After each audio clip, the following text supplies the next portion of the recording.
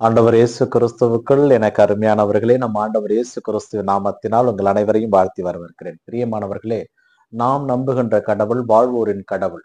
அவரிடம் நாம் கேட்கின்ற அனைத்து மன்றாட்டுகளுக்கும் அவர் பதில் கொடுக்க காத்து கொண்டிருக்கிறார்.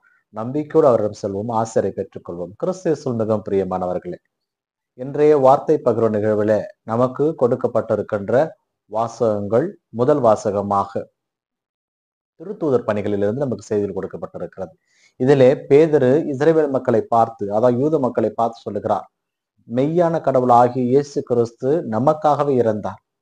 அவரை நீங்கள் ஏற்றுக்கொண்டு அவரிடம் நீங்கள் திருமுழுக்கு பெறுகின்ற பொழுது நீங்களும் உங்கள் குடும்பமும் ஆசீர்வதிக்கப்படும். ஏனென்றால் நீங்கள் தவறு செய்து விட்டீர்கள் என்று அவர் சொல்லுகின்ற பொழுது அந்த மக்கள் எப்படி யூதாஸ் இஸ்காரியத்து மாசற்ற ரத்தத்தை காட்டி கொடுத்து விட்டனே என்று புலம்பி அழுது தூக்கிட்டு தொங்கினானோ, அதுபோல இந்த மக்களும் தாங்கள் செய்த பாவங்களை நினைத்து பார்க்கிறார்கள். அவர்கள் நாங்கள் என்ன செய்ய வேண்டும் என்று கேட்கிறார்கள். அதற்கு பேதுரு சொல்கிறார், திருமுழுக்கு பெறுங்கள், மனம் மாறுங்கள், அந்த உண்மை கடவுளை ஏற்றுக்கொள்ளுங்கள், அதன் வழியாக நீங்களும் உங்கள் குடும்பம் ஆசீர்வதிக்கப்படும் என்று சொன்ன பொழுது அன்று மட்டும் மனம் மாறி 3000 பேர் திருமுழுக்கு பெற்றதாக முதல் வாசகம் பதிவு செய்திருக்கிறது. பிரியமானவர்களே, கடவுளிடம் நாம் கொள்ளுகின்ற நம்பிக்கையே அவர் நம்மோடு இருக்கிறார் என்பதற்கு அர்த்தம். அவரை நம்புவதோடு மட்டுமல்லாமல் அவருடைய நியமங்களையும் கட்டளைகளையும் நாம் கடைபிடிப்பதோடு மட்டுமல்லாமல் அவருடைய வார்த்தைகளை மற்றவர்களுக்கு அறிவிக்க வேண்டும் என்பதே நம்முடைய ஒப்பற்ற கடமை. அதை நாம் செய்கின்ற பொழுது நிறைவுள்ளவர்களாக இருப்போம் என்பதுதான் இன்றைய முதல் வாசகம் நமக்கு சொல்லுகின்ற உண்மை. கிறிஸ்து மிகவும் பிரியமானவர்களே, நற்செய்தி வாசகத்திலே யோவான் நற்செய்தி வழியாக இயேசு கிறிஸ்துவை காண மரியா கல்லறைக்கு செல்லுகிறார். அங்கே நின்று அழுது கொண்டிருக்கிறார். கல்லறையில் குனிந்து பார்த்த பொழுது 2 வானத்தோர் இருப்பதை காண்கிறார். அங்கே அவர்களிடம் என் ஆண்டவரை தூக்கி கொண்டு போய்விட்டார்கள் என்று சொல்லுகிறார்கள்.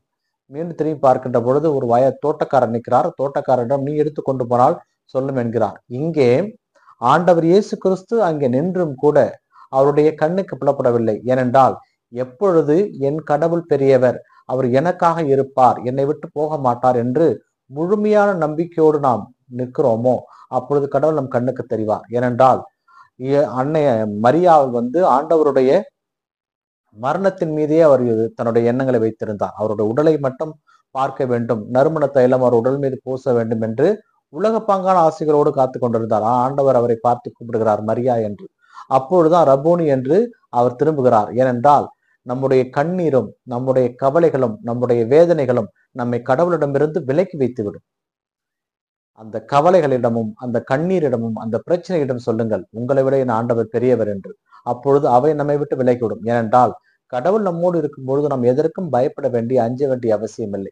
அதனால் தான் என்னை பற்றி கொள்ளாதே, நான் என் தந்தையிடம் செல்ல வேண்டும், என் தந்தையும் உங்கள் தந்தையும் என் கடவுளும் உங்கள் கடவுளுமானவர் நாம் செல்ல இருக்கிறேன், சகோதரிடம் சென்று சொல் என்று இயேசு கிறிஸ்து நற்செய்தியை அறிவிக்க முதலிலே அனுப்பிய, உயிர்ப்புக்கு பிறகு அனுப்பிய முதல் பெண் சீடத்தி மரியா.